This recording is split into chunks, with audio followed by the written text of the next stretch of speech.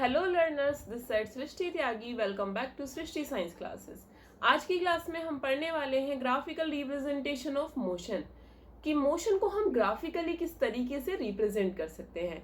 इससे जो पहली वीडियो थी मोशन की, उसमें मैंने मोशन के सारे बेसिक्स क्लियर किए हैं, जैसे कि स्पीड, वेलोसिटी में डिफरेंस, डिस्टेंस और डिस्प्लेसमेंट में डिफरेंस, स्केलर और वेक्टर क्वांटिटीज, एक्सीलरेशन के बारे में भी उस वीडियो में बताया गया है। तो अगर आपके बेसिक्स अगर अभी तक क्लियर नहीं है तो आप जाकर डिस्क्रिप्शन बॉक्स में लिंक चेक कीजिए और वो फर्स्ट वीडियो पहले देखिए, तभी आपको ये वीडियो अच्छे से समझ आएगी। तो विदाउट वेस्टिंग टाइम स्टार्ट करते हैं। ये देखिए, graphical representation of motion. Motion की ग्राफिकल रिप्रेजेंटेशन लाइन ग्राफ के थ्रू हम करते हैं। और लाइन ग्राफ किस लिए इंपॉर्टेंट है? Line graph describes the motion of object. Line graph जो है वो ऑब्जेक्ट का मोशन डिस्क्राइब करता है। It shows the dependence of one physical quantity on another physical quantity like distance or displacement or time। मतलब line graph के through ना हम मोशन को ग्राफिकली रिप्रेजेंट कर सकते हैं।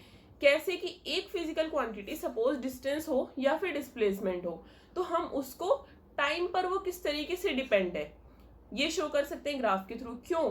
क्योंकि मोशन एक्चुअल में है क्या? Change in position in respect of time, कि एक पर्टिकुलर टाइम ड्यूरेशन में उस ऑब्जेक्ट की पोजीशन में कितना चेंज आया। और जो पोजीशन का चेंज होता है वही तो डिस्टेंस या डिस्प्लेसमेंट होता है। तो डिस्टेंस और डिस्प्लेसमेंट में से कोई भी एक फिजिकल क्वांटिटी अगर हम कंसीडर करते हैं, उसका टाइम के साथ रिलेशन शो करते हैं, तो वो हम इजीली लाइन ग्राफ के थ्रू कर सकते हैं। सिमिलरली हम वेलोसिटी या फिर स्पीड का रिप्रेजेंटेशन भी टाइम के साथ कर सकते हैं। तो ये सारी चीजें अभी हम आगे पढ़ेंगे एक एक करके। यहाँ पे पहला ग्राफ आपका आता है डिस्टेंस टाइम ग्राफ। इसमें दो फिजिकल क्वांटिटीज के बीच में रिलेशन शो करना है, distance and time. Represent the change in position with time. ये ग्राफ क्या रिप्रेजेंट करता है? चेंज इन पोजीशन, की पोजीशन में कितना चेंज आया। पोजीशन में चेंज आया मतलब कि डिस्टेंस कितना कवर किया पर्टिकुलर टाइम ड्यूरेशन में। तो यहाँ पर देखो, ये ग्राफ आपको दिखाई दे रहा है। यहाँ ये होती है हॉरिजॉन्टल एक्सिस हमारी, और हॉरिजॉन्टल एक्सिस को हम क्या बोलते हैं? X axis. और ये है आपकी वर्टिकल एक्सिस। वर्टिकल एक्सिस को बोलते हैं Y axis. V for vertical, ऐसे याद रखना, एक जैसी साउंड आ रही है, वी से वर्टिकल और वी से Y axis. Clear? X axis पे हमने टाइम को लिया है और वाई एक्सिस पे हमने डिस्टेंस को लिया है। तो ये ग्राफ बिल्कुल स्ट्रेट लाइन जा रहा है। कैसा जा रहा है ग्राफ? स्ट्रेट लाइन जा रहा है। तो इसका मतलब क्या है कि यहाँ पर जो चेंज है उसमें कोई ज्यादा नहीं आया है, और ये equal distance in equal interval of time है। तो ये किस तरीके का मोशन हो गया? Uniform motion. किस तरीके का मोशन हो गया ये आपका? Uniform motion. Why it is uniform motion? क्योंकि इसमें इक्वल डिस्टेंस कवर हो रहा है इक्वल इंटरवल ऑफ टाइम में। अगर मैं यहाँ पर कोई मार्किंग सेट कर दूंगी 0, 2, 4, 6, 8 और यहाँ पर भी, तो वो अगर सपोज 2 सेकेंड में मैं टाइम देखती हूँ तो वो 4 मीटर्स का डिस्टेंस कवर करता है 2 सेकेंड्स में। ठीक है, अगली 4 सेकेंड्स में मैं देखूंगी तो वो 8 का डिस्टेंस कवर करेगा। इट मीन्स जो डिस्टेंस इंक्रीज हो रहा है वो इक्वल नंबर से इंक्रीज हो रहा है in the equal interval of time. इसी वजह से यूनिफॉर्म मोशन है। अब इस ग्राफ से ना हम स्पीड कैलकुलेट कर सकते हैं, स्पीड या फिर वेलोसिटी कैलकुलेट कर सकते हैं। तो हम एक छोटा सा एरिया लेंगे, इसको मैं कोई लेबलिंग दे देती हूँ। Suppose this is A, B and C. हम क्या करेंगे? एक्स एक्सिस के पैरेलल एक लाइन ड्रॉ करेंगे पॉइंट सी से। पॉइंट सी से एक लाइन ड्रॉ करेंगे और उसको नाम देंगे पॉइंट बी। तो ये लाइन हो गई आपकी बी सी, और एक वर्टिकल लाइन ड्रॉ करेंगे हम बी पॉइंट से ऊपर की तरफ, जहां पर वो इस लाइन को इंटरसेक्ट करेगी, कट करेगी पॉइंट ए पे। तो ये हमारी दो लाइन हो गई। अब ये जो एरिया आ रहा है ये ट्रायंगल का, हमें निकालना है कि ए से सी तक स्पीड कितनी थी। तो distance time graph speed calculate करने के लिए भी यूज किया जाता है। अब देखो कैसे हम निकालेंगे। जो v है वो क्या होता है? स्पीड का फॉर्मूला डिस्टेंस अपॉन टाइम। तो कितना डिस्टेंस चेंज हुआ? डिस्टेंस देखिए वो कहां से कहां बढ़ रहा है? बी से ए तक। तो ये हो गया आपका डेल्टा डी। ए बी वाला जो पार्ट है दैट इज डेल्टा डी, तो हमने लिखा डेल्टा डी। और टाइम कहाँ है? एक्स एक्सिस के अलोंग, मतलब बी से सी तक, और जो कि क्या है उसकी वैल्यू डेल्टा टी। तो delta D upon T is the formula for calculating the velocity using the distance time graph. Clear हुआ यहाँ तक? इसके बाद हम नेक्स्ट ग्राफ की तरफ चलते हैं। नेक्स्ट ग्राफ आता है नॉन यूनिफॉर्म मोशन का। ग्राफ को समझने से पहले यहाँ पर मैं आपको एक एग्जांपल बताऊंगी, उसी के अकॉर्डिंग आप ग्राफ देखेंगे। सपोज एक कार है, उसका मोशन हो रहा है, और मोशन किस तरीके से हो रहा है? अगर मैं यहाँ पर टाइम ले लेती हूँ इधर की साइड, और दूसरी तरफ मैं ले रही हूँ उसका डिस्टेंस। तो 0 0, फर्स्ट रीडिंग आपकी 0 0 आ गई कि ऑब्जेक्ट रेस्ट पर था, उसमें कोई मोशन नहीं हो रहा था, तो टाइम भी ऑब्वियसली नहीं होगा उसमें 0 सेकेंड्स पे। अब 2 4 6 8 ये मैंने टाइम इंटरवल ले लिया है इन सेकेंड्स। और डिस्टेंस की अगर मैं बात करूं तो ये कुछ इस तरीके से है 1 4 9 16। डिस्टेंस मीटर में हमने लिया है। अब यहाँ पर आप देखो कि जब 2 सेकेंड टाइम था तो डिस्टेंस कितना कवर हो रहा था 1 मीटर। 4 सेकेंड टाइम पे डिस्टेंस 4 मीटर हो गया, 6 पे 9 हो गया और 8 सेकेंड पे 16 हो गया। तो क्या इनके बीच का जो गैप है वो इक्वल है? नहीं। इट मीन्स जो डिस्टेंस इंक्रीज हो रहा है वो रेगुलर इंटरवल से इंक्रीज नहीं हो रहा, और अगर वो रेगुलर इंटरवल से इंक्रीज नहीं हो रहा तो मतलब मोशन कैसा है? नॉन यूनिफॉर्म है, because unequal distance in equal interval of time. यहां पर क्या आ जाएगा आपका? Unequal distance in equal interval of time. तो ये हो गई आपकी नॉन यूनिफॉर्म मोशन की डेफिनेशन। अब आप ग्राफ देखिए, क्या ये ग्राफ फर्स्ट ग्राफ से रिजेंबल हो रहा है? बिल्कुल भी नहीं हो रहा। वो आपका स्ट्रेट लाइन ग्राफ था। स्ट्रेट लाइन ग्राफ मतलब वो यूनिफॉर्म शो करता है कि जो मोशन है वो यूनिफॉर्म है, बट यहाँ पर स्ट्रेट लाइन नहीं है, बीच में से कर्व हो रहा है और इरेगुलर इंटरवल्स की तरह इसका डिस्टेंस इंक्रीज हो रहा है। तो ये वाला ग्राफ समझ में आया। ये नॉन यूनिफॉर्म मोशन का ग्राफ था डिस्टेंस टाइम के अंदर। तो डिस्टेंस टाइम ग्राफ में हमने दो पढ़े, यूनिफॉर्म मोशन का और नॉन यूनिफॉर्म मोशन का। अब हम पढ़ेंगे velocity time graph. Velocity time graph में यहाँ पर दो ग्राफ हैं जो दिए हुए हैं हमें, ठीक है। इसमें फर्स्ट ग्राफ जो है ये किस कंडीशन में होगा वो आप यहाँ पर देख लीजिए। अगर ऑब्जेक्ट मूव कर रहा है यूनिफॉर्म वेलोसिटी से, तो पहला पॉइंट यहाँ पर क्या आ जाएगा? Uniform velocity. यूनिफॉर्म का मतलब क्या होता है? यूनिफॉर्म मीन्स सेम वेलोसिटी से मूव कर रहा है, उसकी वेलोसिटी में कोई चेंज नहीं आ रहा है। तो इस तरीके का ग्राफ होगा। ये देखिए यहाँ पर हमने एक्स एक्सिस पे टाइम को रिप्रेजेंट किया और वाई एक्सिस पे वेलोसिटी को रिप्रेजेंट करा है।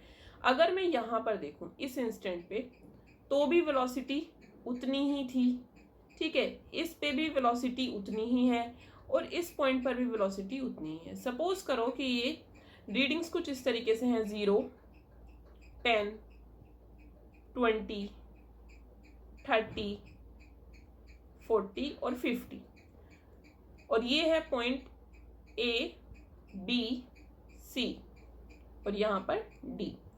तो पॉइंट A पर भी वेलोसिटी 50 ही थी, पॉइंट B पर भी वेलोसिटी 50 ही थी। इट मीन्स टाइम तो इंक्रीज हो रहा है बट वेलोसिटी चेंज नहीं हो रही, वेलोसिटी सेम है। तो ये ग्राफ हो जाएगा आपका यूनिफॉर्म वेलोसिटी का। और इसमें कैसी आ जाएगी? स्ट्रेट लाइन आएगी आपकी ग्राफ में, स्ट्रेट लाइन जो कि पैरेलल है एक्स एक्सिस के, parallel to X axis. Constant velocity, कैसी वेलोसिटी होगी यहाँ पर आपकी? यूनिफॉर्म या फिर कांस्टेंट वेलोसिटी। क्लियर हुआ ये डिफरेंस आपको इसमें कि किस तरीके से वेलोसिटी यहाँ पर चेंज हो रही है। अब अगर मैं बात करूं, जैसे हमने डिस्टेंस टाइम ग्राफ में डिस्कस किया था कि हम वहां से स्पीड कैलकुलेट कर सकते हैं, तो उसी तरीके से वेलोसिटी टाइम ग्राफ से हम डिस्टेंस कैलकुलेट कर सकते हैं, ठीक है।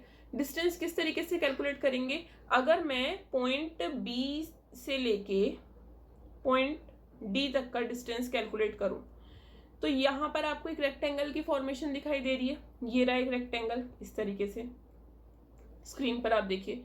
अब इस रेक्टेंगल में जो एरिया होगा वही इस ग्राफ का इतने पॉइंट से बी से लेकर डी तक का डिस्टेंस होगा। तो डिस्टेंस का फॉर्मूला क्या होता है? Distance is equal to speed into time, ठीक है। स्पीड कितनी है यहाँ पे? स्पीड तो सेम है। अगर मैं इसको नेमिंग कर देती हूँ यहाँ पर पी क्यू, तो स्पीड हो गई आपकी पी क्यू और आपका जो डिस्टेंस है वो हो गया आपका ये यहाँ से लेके यहाँ तक। तो इस तरीके से मैं ये भी बोल सकती हूँ कि मैं रेक्टेंगल को एरिया निकालने के लिए मैं इसकी लेंथ और ब्रेथ को भी मल्टीप्लाई कर सकती हूँ। तो लेंथ इंटू ब्रेथ अगर मैं इसको लिखूं तो B D into P D, ये आ जाएगा आपका डिस्टेंस। इस तरीके से इस ग्राफ से समझ आया। अब नेक्स्ट ग्राफ देखो आप यहाँ पर। नेक्स्ट ग्राफ में क्या है कि वेलोसिटी यूनिफॉर्म रेट से इंक्रीज हो रही है, वेलोसिटी इंक्रीज हो रही है यूनिफॉर्म रेट से। यहाँ पर वेलोसिटी कांस्टेंट नहीं है, वेलोसिटी चेंज हो रही है बट यूनिफॉर्म रेट से, सेम रेट से इंक्रीज हो रही है। और अगर मैं इस पॉइंट से, पॉइंट ए से लेके ई तक का अगर मैं एरिया निकालती हूँ, तो मैं किस तरीके से एरिया निकालूंगी, सेम यहाँ पर जो फिगर बन रही है उसका एरिया आ जाएगा और वही एरिया जो है वो होगा डिस्टेंस। ठीक है, तो ध्यान रखना डिस्टेंस निकालने के लिए एरिया अंडर कर्व और एरिया अंडर ग्राफ हम कैलकुलेट कर सकते हैं। अब इस फिगर में दो फिगर हमें दिखाई दे रही है, एक ट्रायंगल है और एक रेक्टेंगल है, तो इसमें दोनों का एरिया प्लस हो जाएगा। तो यहाँ पर मैं लिखूंगी area of triangle plus area of rectangle. अब ट्रायंगल का एरिया क्या होता है, हाफ बेस इंटू हाइट होता है।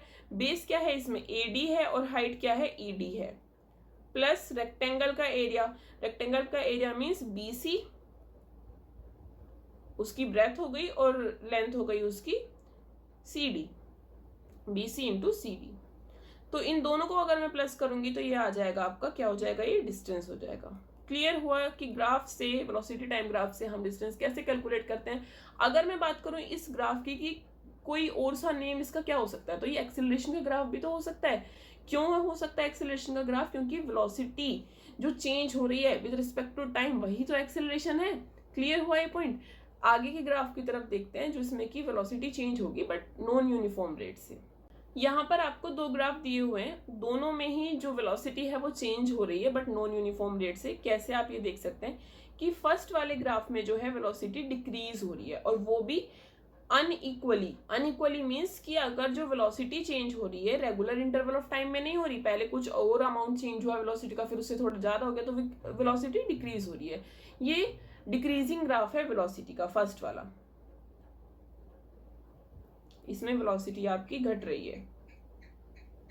सेकंड ग्राफ को अगर हम देखें तो वो भी नॉन यूनिफॉर्म मोशन का ग्राफ है। कैसे कि पहले तो कुछ दूरी तक वेलोसिटी इंक्रीज हुई, अगर मैं इसको पॉइंट ओ लेट कर लेती हूँ तो पॉइंट ओ, जीरो से लेके पॉइंट ओ तक तो वेलोसिटी इंक्रीज हुई, उसके बाद पॉइंट ए तक वो डिक्रीज हुई, उसके बाद अगेन वो पॉइंट ए से बी तक इंक्रीज होती है क्योंकि ग्राफ ऊपर की तरफ जा रहा है, देन पॉइंट बी से सी तक वो फिर डिक्रीज होती है। तो ये कैसा मोशन हो गया, नॉन यूनिफॉर्म मोशन, क्योंकि इसमें रेगुलरिटी नहीं है, यूनिफॉर्मिटी नहीं है।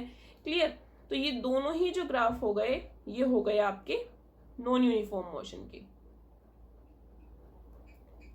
क्लियर हुआ अच्छे से। तो ये आपकी जो वीडियो थी आज की वो बेसिक इंफॉर्मेशन थी, ग्राफिकल रिप्रेजेंटेशन ऑफ मोशन। किसी भी स्टूडेंट को या फिर किसी लर्नर को अगर ऐसा लग रहा है कि इसमें हमने डेरिवेशन नहीं करी है इक्वेशंस की, कि इक्वेशन मोशन की कैसे डिराइव होती हैं, तो उसके लिए परेशान होने की जरूरत नहीं है, डोंट वरी। नेक्स्ट वीडियो आएगी उसमें हम डिस्कस करेंगे डेरिवेशन के बारे में, derivation of equation of motion through graph. Clear. But उससे पहले आपको ये ग्राफ समझने इंपॉर्टेंट थे, तो ये वीडियो मैंने उसके रिगार्डिंग बनाई है। अगर आपको कोई भी डाउट आता है you can mention in the comment section, I will respond definitely. And इसके आगे की वीडियो देखने के लिए please subscribe my channel and hit the like button if you like the video. Thank you for watching.